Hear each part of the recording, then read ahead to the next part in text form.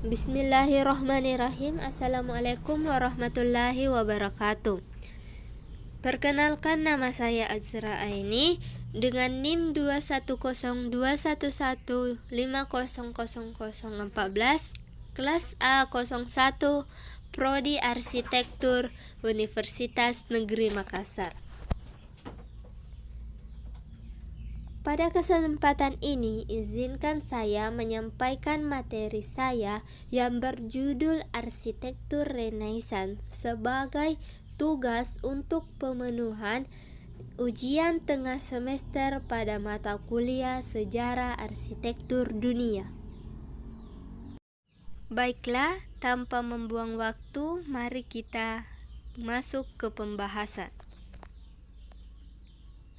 Apa sih sebenarnya itu arsitektur Renaissance?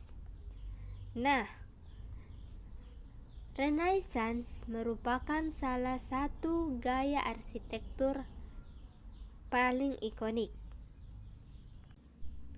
yang berkembang pada periode antara awal abad ke-15 sampai awal abad ke-17 di wilayah Eropa, yang merupakan kelahiran kembali budaya klasik, terutama budaya Yunani kuno dan budaya Romawi kuno. Kelahiran kembali ini dikarenakan orang Eropa tertarik untuk kembali mempelajari peradaban Yunani kuno dan Romawi kuno yang telah ada sebelumnya. Gaya ini pertama kali dikembangkan di Florence dengan Filippo Brunelleschi sebagai salah satu inovatornya. Gaya Renaissance dengan cepat menyebar ke kota-kota di Italia, bahkan ke luar negara Italia seperti ke Prancis, Jerman, Rusia, Inggris, dan tempat-tempat lain. Nah, selanjutnya yaitu fase Renaissance. Para sejarawan di Italia sering membagi Renaissance menjadi 3 tahap atau 3 periode. Nah, periode pertama disebut dengan awal Renaissance yang berlangsung dari tahun 1400 sampai 1500. Kira-kira 100 tahun lah periode awal Renaissance ini berkembang. Yang kedua, periode High Renaissance berlangsung dari tahun 1500 sampai 1525, sekitar 25 tahun. Periode High Renaissance ini berkembang. Dan yang terakhir yaitu periode Mannerism yang berlangsung dari tahun 1520 sampai 1600 Masehi. Adapun karakteristik dari Renaissance ini, ada beberapa karakteristik dari Renaissance ini, yaitu yang pertama, bagian depan bangunannya cenderung menyerupai gereja. Kedua, mengedepankan unsur-unsur yang simetris. Yang ketiga, terdapat barisan kolom-kolom untuk memperkokoh bangunan. Yang keempat, adanya kuba di bagian atap bangunan.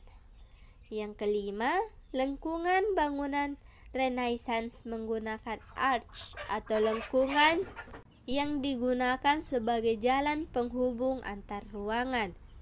Yang keenam, langit-langit dari bangunan Renaissance umumnya dihias dengan lukisan-lukisan yang sangat indah.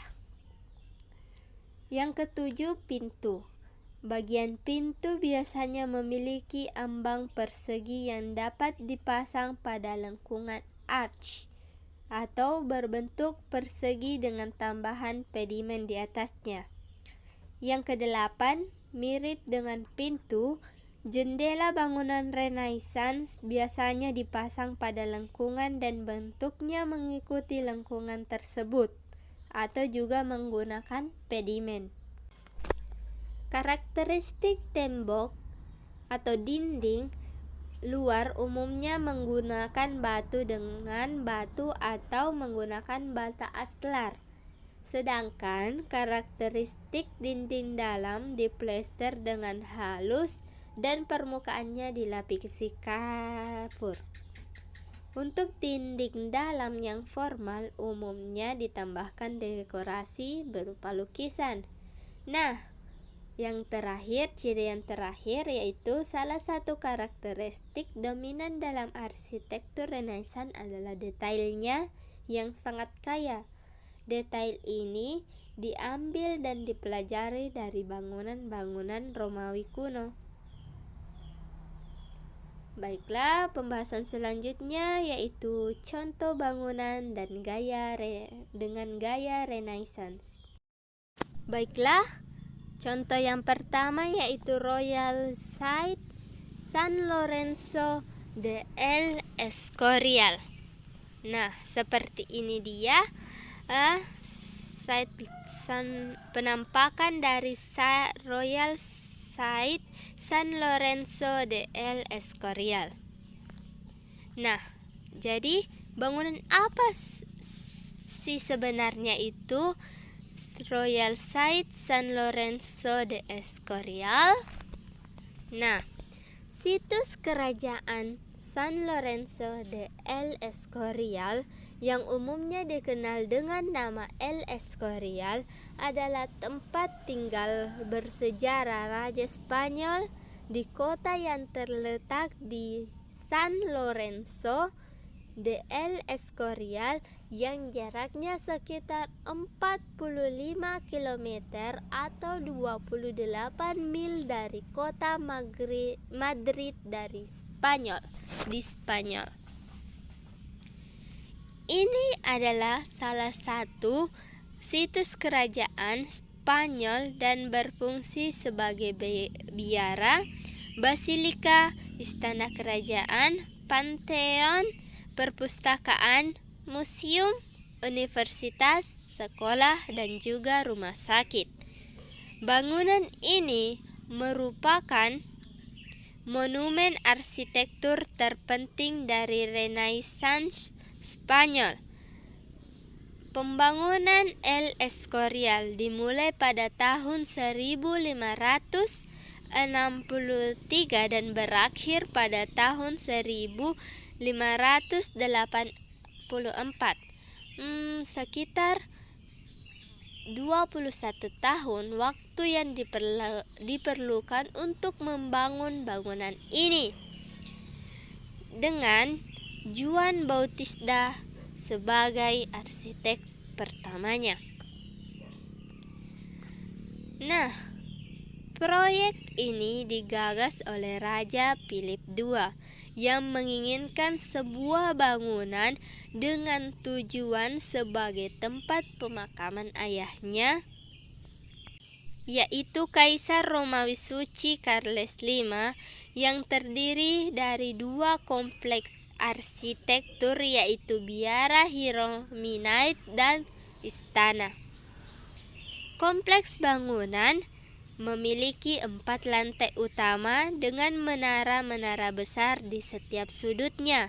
Disusun dengan segi 4, bangunan-bangunan tersebut meliputi gereja yang dibangun pada tahun 1582, biara, istana kerajaan dan perguruan tinggi, serta perpustakaan. Interior Escorial didekorasi oleh banyak seniman Spanyol maupun Italia yang terkenal pada abad ke-16 dan abad ke-17. Pellegrino Tibaldi dan Federico Zuccaro termasuk di antara pelukis paling awal yang membuat lukisan dinding di sana. Nah, ini dia lukisan-lukisan yang ada di dalam Royal Site San Lorenzo de Escorial, karya salah satunya yaitu Pellegrino Tibaldi dan Federico Sukarno. Contoh kedua yaitu sistem kapel. Apa sih itu bangunan sistem kapel? Nah, kapel sistem adalah kapel kepausan di Istana Vatikan yang didirikan pada tahun 1473 oleh seorang arsitek bernama Giovanni dei Dolci untuk Paus Sixtus IV. Secara historis, kapel ini memiliki beberapa fungsi penting. Namun, hingga hari ini, kapel ini mempertahankan peran religiusnya karena berfungsi sebagai tempat di mana kardinal bertemu untuk memilih paus berikutnya. Kapel Sistine adalah bangunan bata segi 4 dengan 6 tingkap melengkung di setiap dinding utama atau sisi dan siling berkubah tong. Bagian luar kapel ini menjemukan dan tidak dihiasi, tetapi dinding dan siling di dalamnya dihiasi dengan lukisan dinding oleh banyak tuan Florentine Renaissance. Nah, ini dia lukisan-lukisan di dinding maupun di langit-langit dari kapel Sistine ini. Nah, saya rasa cukup sekian materi dari saya. Mohon maaf apabila ada kekurangan karena saya juga masih baru belajar. Terima kasih. Assalamualaikum warahmatullahi wabarakatuh.